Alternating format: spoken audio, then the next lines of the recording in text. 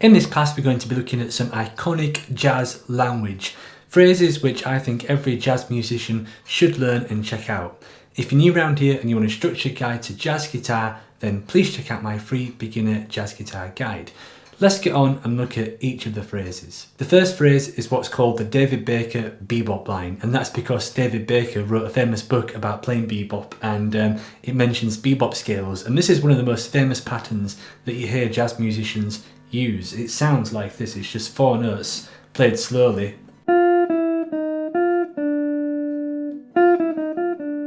And now what's significant about that is that we're over a 2-5-1, short 2-5-1 in B flat.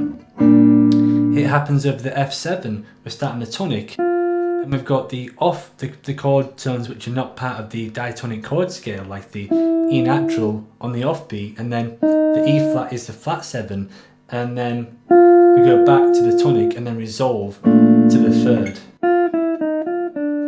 It doesn't really sound like much by itself, but when you interject that with something before it to take over the 2 chords, like maybe just a C minor, a fragment of a C minor scale. So if I play through that and tell you what each of the chords are, we've got C minor 7, F7, B flat.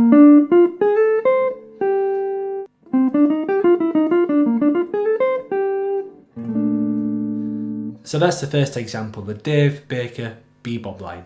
The next phrase is commonly referred to as the unzip a banana jazz cliche, and if you add words to this phrase then that explains the name unzip a banana. The phrase without the letters sounds like this. Unzip a banana is what you get when you add the words to those notes. But the example which I've got written on the PDF sounds like this.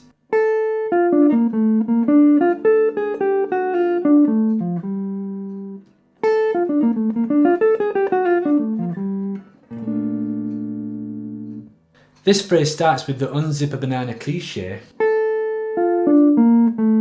but this time we just finish on the major 7th, and then we basically go to the tonic, up the triad, and then we've got this chromatic phrase, and then we've got chord tones from the B flat major scale really. So that phrase played slowly.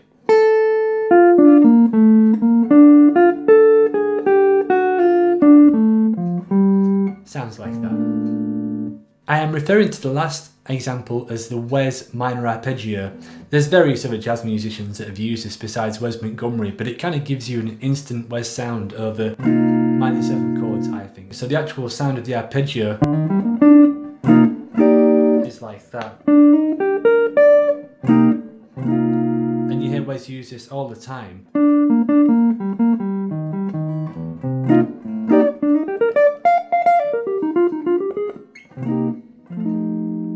So basically what we're doing here is playing over a C minor 7, but the pattern which I'm using goes 2nd, minor 3rd, 5th, 7th, 9th, which is basically an E flat major 7th arpeggio starting on the 7th, but as a 5-note cell you get that kind of sound. Now if I play this line that I've written out that demonstrates this, then the line itself sounds like this.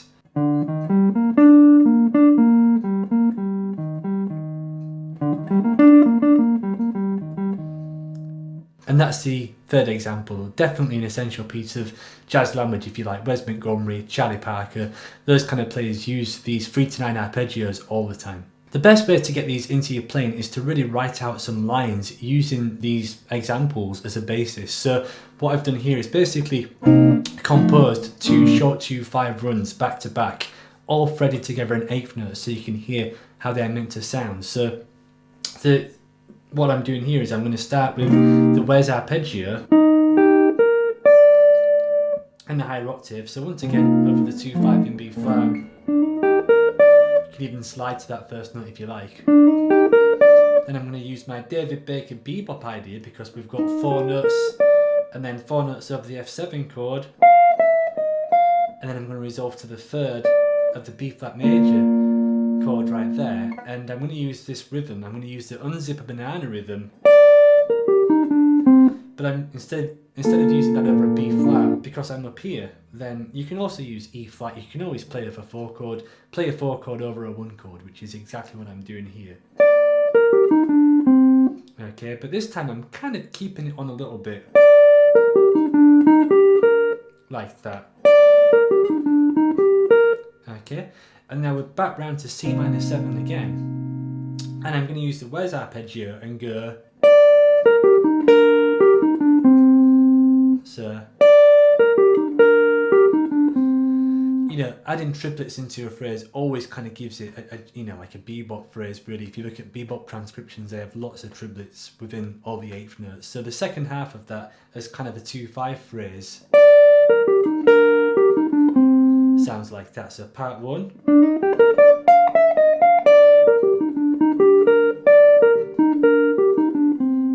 And that's how that entire thing sounds played together, really. So I'll play that through once more, nice and slowly, just so you can hear how it all sounds.